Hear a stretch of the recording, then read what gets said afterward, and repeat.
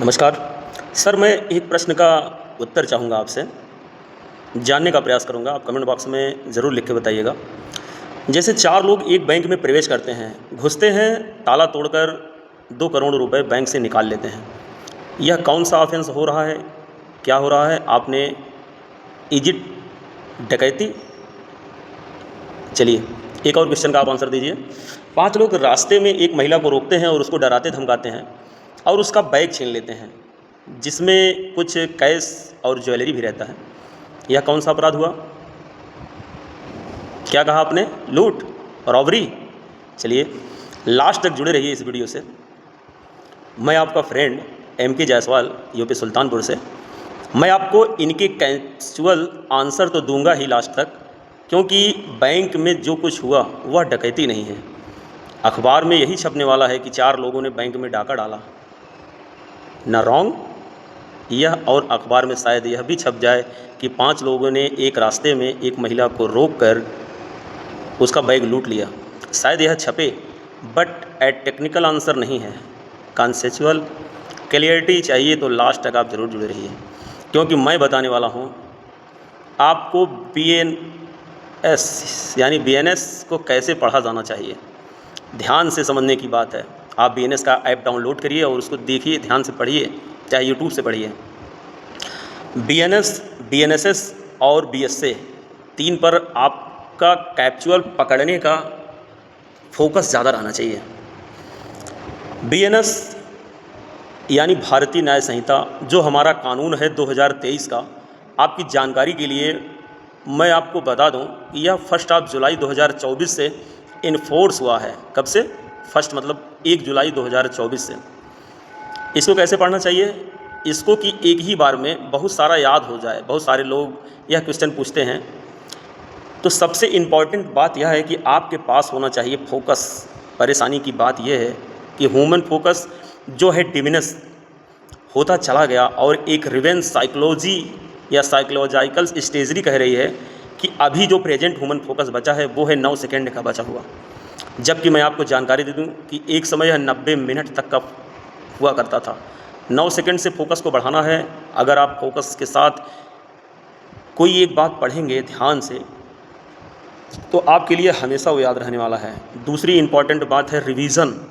आपको लगातार रिवीज़न करना है। बुक्स को अपना दोस्त बनाइए, क्योंकि शिक्षा वो ताकत है जिसके दम पर आप सब कुछ हासिल कर लेंगे। डॉक्टर अंबेडकर जी ने भी कहा है, शिक्षा वह शेरनी का दूध है, जो पिएगा वही दहाड़ेगा। सर,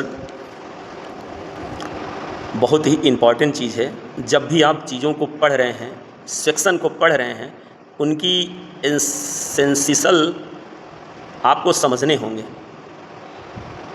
उनकी बारीकियां समझना चाहिए, दिमाग को बैठाना चाहिए। आवश्यक तत्व उसमें क्या है, एसेंशियल्स को हम क्लियर करने के लिए कुछ एग्जाम्पल्स यानी कि उदाहरण से समझेंगे। बिना उदाहरण के इनको समझना आसान नहीं। एग्जाम्पल और रिक्वायर्ड, और साथ ही इलस्ट्रेशन जो आपके पास में है, अगर आप इलस्ट्रेशन को भी डिटेल में एक्सप्लेन करते तो समझते जाएंगे। In the light of judgement of the Supreme Court, ध्यान रखना, with Supreme Court judgement, in the light of Supreme Court judgement, presidents of the courts. अगर आप इन सब के साथ इन चीज़ों को समझेंगे तो एक बार में पढ़ करके कभी भूलेंगे नहीं सर। जैसे मैं आपको एग्ज़ाम्पल का एक एग्ज़ाम्पल देता हूँ। क्या करना होता है, एक ऑफेंस है जिसे हम कहते हैं थफ्ट। जहाँ से मैंने कभी बात शुरू की थी, चोरी एक है, डकैती जिसे कहते हैं डकैती एक है, रॉबरी जिसे आप हिंदी में कहते हो लूट एक, यह है मिस एप्रोप्रिएशन ऑफ प्रॉपर्टी, संपत्ति का आपराधिक दुर्नियोग। ऐसा कहते हैं ना कि एक है breach of trust, criminal breach of trust यानी CBT भी कहते हैं इसे। ये ऑफेंस इतने कंफ्यूजिंग हैं कि जब तक आपको इसेंशियल्स ना पता हो तब तक आप इनको जान पाएँ, इनसे रिलेटेड क्वेश्चन के आंसर दे पाएँ, ये लगभग इम्पॉसिबल है। जैसे थेफ्ट क्या होता है, तो थेफ्ट के एसेंशियल आपको पता होना चाहिए कि एक मूवेबल प्रॉपर्टी होनी चाहिए, किसी के पोजीशन में होनी चाहिए। कोई इस प्रॉपर्टी को मूव करेगा, हटाएगा with dishonest intention without the consent of the possessor. Possessor हम कहेंगे यह थेफ्ट है। इतनी बातें आपके दिमाग में होनी चाहिए सर। जैसे मेरा एक मोबाइल है, क्लासरूम में रखा हुआ है, मैं क्लास से बाहर जाता हूँ और कोई उस मोबाइल को इस इंटेंशन के साथ हटाता है कि बाद में उसे बेचेगा और उसको रॉन्गफुल गेन यानी कि लाभ कमाएगा, जो कि दोषपूर्ण होगा। क्योंकि रॉन्गफुल होगा, हम कहेंगे ये चोरी हुई। क्यों हुई है? क्योंकि प्रॉपर्टी मूवेबल थी, मेरी कंसेंट नहीं थी कि डिसऑनेस्टी मूव किया है। इतनी सी बात मेरे पोजीशन से क्या हो गया, वो थेफ्ट था। वहीं अगर आप इसमें एक एलिमेंट जोड़ दें कि फोर्स का बल का प्रॉपर्टी मेरे पास में ही है, कोई आया मुझे डराया धमकाया और कह रहा है कि मोबाइल मुझे दे दो, नहीं तो मैं गोली मार दूंगा। मैंने प्रॉपर्टी उसको दे दी। फोर्स का एलिमेंट जहाँ पर आ गया, वहाँ यही बात क्या हो जाएगी? रॉबरी। इसे कहेंगे लूट। फिर जब रॉबरी 5 या ज़्यादा लोग मिलकर करें, ध्यान रखिए प्लेस इम्पॉर्टेंट नहीं है, बहुत इम्पॉर्टेंट है। इंटेंशन और एक्ट इम्पॉर्टेंट है, कार्य और आशय। जब यही रॉबरी 5 या 5 से ज़्यादा लोग मिलकर करेंगे तो यही बन जाएगी डकैती।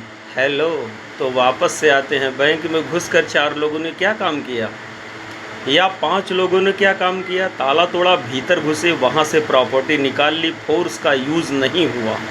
एलिमेंट क्या क्या है? मूवेबल प्रॉपर्टी था, पोजीशन से हटाया, डिसऑनेस्टी हटाया, बिना कंसेंट के हटाया, चोरी है।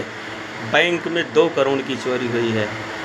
वहीं 5 लोग रास्ते में महिला को रोकते हैं और रोका, इसे कहते हैं रांगुल रेस्टोरेंट। उसको डराया धमकाया, थ्रेटनिंग दिया, इंस्टेंट फियर, तत्काल भय उसके मन में डाला और उससे उसका बैग छीन लिया, जिसमें कि रुपया था, प्रॉपर्टी थी, मूवेबल प्रॉपर्टी थी।